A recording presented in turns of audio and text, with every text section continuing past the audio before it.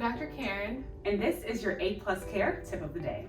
So today we're going to be talking about squatting technique, and this is just general squatting technique. We work with a lot of older adults who aren't familiar with squats, but I do want to make the disclaimer that if you are working out in the gym or maybe you're a weightlifter, there are several variations of squats. Today we're going to focus on the most basic, safest squats specifically for older adults.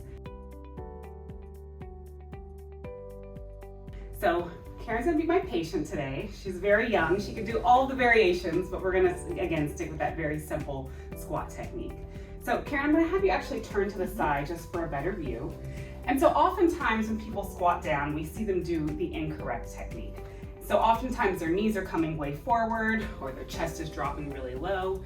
As you squat, we try to teach our patients to imagine that they're sitting back in a chair. So Karen, I'm gonna have you do just kind of a slow squat here.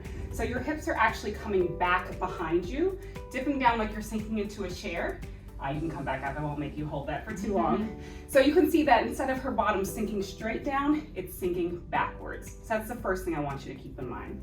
The second thing as you squat, go ahead and squat down for me again, Karen, is that see how she's keeping her chest up, her gaze is straight ahead. So you always want to make sure that you're not looking straight down at the ground as you squat, but instead straight ahead. Wherever you're looking is where you're going. So we certainly don't want you to fall towards the ground as you attempt to squat. And then the next thing is foot position. So if you look down at Karen's feet, her feet are just slightly wider than hip position, and actually her toes are turned out just slightly. So often that's what's most comfortable for people, but that toe position can sometimes change from straight forward to rotated outward just slightly. And the last thing is as she squats down, you'll notice that, go ahead and squat for me, Karen, her knees are not going past her toes. So if we drop to plumb line here, her knees are way back here, her toes are a little bit ahead of her toes. Go ahead and come back up, Karen.